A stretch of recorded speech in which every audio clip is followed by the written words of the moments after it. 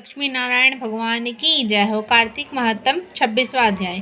सूत जी कहने लगे, हे ऋषियों, भागीरथ के वंश में सौरदास नामक राजा के पुत्र का नाम मित्रसह था। वो गुरु विशिष्ट के श्राद्ध से राक्षस हो गया था। गंगा जल के प्रभाव से ही उसे परमपद प्राप्त हो किया।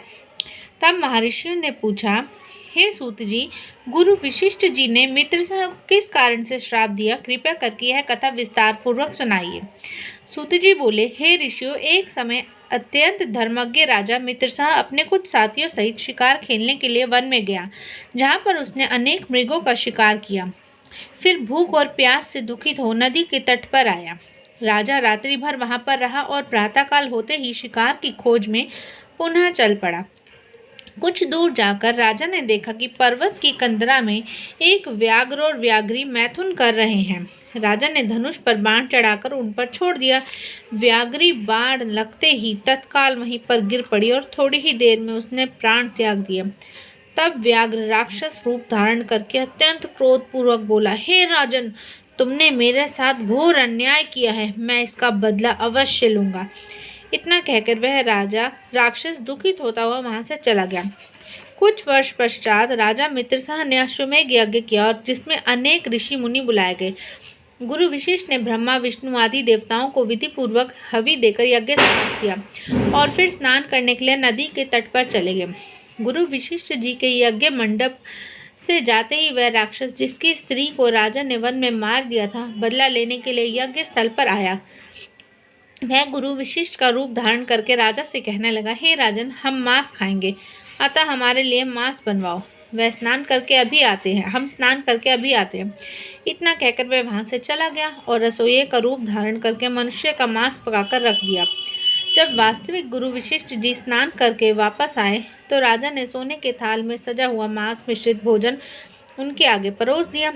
गुरु जी ने ज्ञान दृष्टि से जान लिया कि भोजन मनुष्य के मांस से बना है।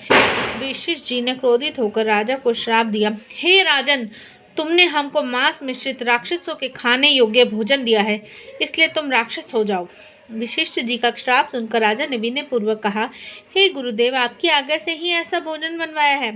राजा की यह बात सुनकर गुरु विशिष्ट जी ने ध्यान धरकर देखा और राक्षस द्वारा छले जाने का संपूर्ण वृत्तांत राजा को बताया। तब राजा भी निरपराध श्राप दिए जाने के कारण अंजलि में जल लेकर उन्हें श्राप देने को उद्यत हुआ। ठीक उसी समय उनकी रानी दमयंती आकर कहने लगी, आप क्षत्रिय हैं, अतएव क्रोध का परित्याग करें और जो आपके भाग्य में लिखा है उसे भोगिए। जो मनुष्य अपने गुरु पर रोष करता है, वह वन में जाकर ब्रह्म राक्षस होता है, अतः आप शांत ही रहिए। स्त्री के इस वचन को सुनकर राजा क्रोध त्याग कर विचार करने लगा कि अब क्या करना चाहिए। फिर राजा ने अंजलि के जल को ज्यों ही अपने पैरों पर डाला, त्यों ही उसके पैर काले पड़ गए। इसी कारण वह राजा राक्षस रूप में कलमाशपाद के नाम से विख्यात हुआ। निरपराध राजा गुरु विशिष्ट के चरणों में गिरकर बारंबार क्षमा मांगते हुए अपनी मुक्ति का उपाय पूछने लगा। तब विशिष्ट जी ने कहा, क्योंकि यह पाप अनजाने में हुआ है, इस कारण मेरे श्राप का प्रभाव 12 वर्ष तक रहेगा। इसके पश्चात तुम अपने वास्तविक रूप में आ जाओगे और अनेक वर्षों तक राज्य का भोग करते हुए गंगाजल के प्रभाव से मुक्ति प्राप्त करोगे और भगवान विष्णु की सेवा करते हुए अनंत काल में विष्णु लोक को प्राप्त होंगे। इतना कहकर गुरु विशिष्ट जी अपने आश्रम को चले गए और राजा राक्षसी देह धरकर निर्जन वनों में भूखा प्यासा फिरने लगा।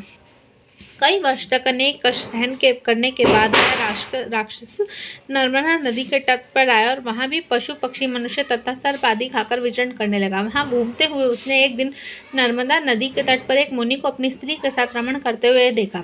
भूख से पीड़ित होने पर जैसे व्याघ्र मृग को पकड़ लेते हैं, उसी प्रकार उसने मुनि को पकड़ लिया।